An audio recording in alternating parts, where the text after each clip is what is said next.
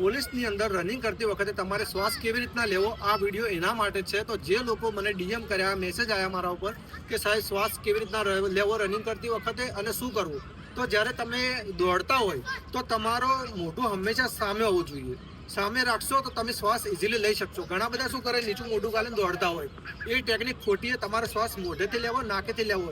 તમે જ્યારે નીચું તાકીને દોડશો તો તમે શ્વાસ લેવામાં તમારે તકલીફ પડશે. તો બેટર કે તમે તમારો ફેસ સામે રાખો અને પછી તમે શ્વાસ લો.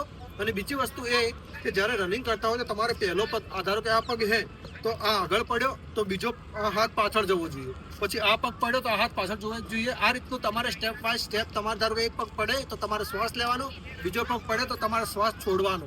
પછી ત્રીજી બાબત એ ધ્યાનમાં આપવાની કે જે લોકો ગ્રાઉન્ડની અંદર ધારો કે દોડતા હોય તો તમે એ લોકોને સ્પીડથી કાપીને આગળ નીકળી જાઓ એવું નહીં વિચારવાનું. તમારે ફક્ત તમારે બ્રીથિંગ ઉપર ફોકસ કરવાનું. જે લોકોને મથીને 12-13 રાઉન્ડ થાય એ લોકો શું કરે કે 2 થી 3 રાઉન્ડ તમે ઇઝીલી નાકેથી શ્વાસ લઈને તમે દોડી શકશો. કેમ કે જ્યારે રનિંગ સ્ટાર્ટ થાય એ ટાઈમે તમને ધૂળ નહીં ઉડતી હોય, પણ જ્યારે 3 થી 4 રાઉન્ડ થઈ જાય એટલે પછી ધૂળ એકદમ ઉડતી છે તો તમને શ્વાસ લેવામાં તકલીફ પડશે. તો તમે મોઢું અને નાક બંને ખુલ્લા રાખો અને પછી તમારા સ્ટેપ ઉપર ફોકસ કરો. જ્યારે તમારા સ્ટેપ સારા હશે તો તમારું ઓપોપ તમે શ્વાસ સારી રીતના લઈ શકશો અને તમને હોપ બી નહીં ચડે. તમારું રનિંગ જે તમે 25 મિનિટમાં પટાવો એ તમે ઇઝીલી 24 મિનિટની અંદર કવરઅપ કરી શકશો.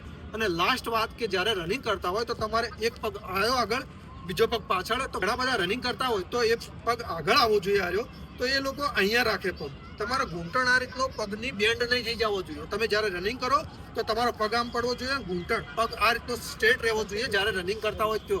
આ રીતનો તમારો પગ હશે, જ્યારે તમે દોડતા હશો ને તમારો પગ આ રીતનો પડશે, અહીંયાથી સીધો રહેશે, ઘૂંટણ આ રીતનો રહેશે તો તમારું ટાઈમિંગ કપાસ. જે તમે 25 મિનિટમાં રનિંગ પતાવો ઇઝીલી તમે 24 મિનિટમાં કવરઅપ કરી શકશો. છોકરીઓ જે 9.5 મિનિટને એમને પતાવવાનું હોય એ ઇઝીલી 8.5 યા 9 મિનિટની અંદર ઇઝીલી તમે કમ્પ્લીટ કરી શકશો.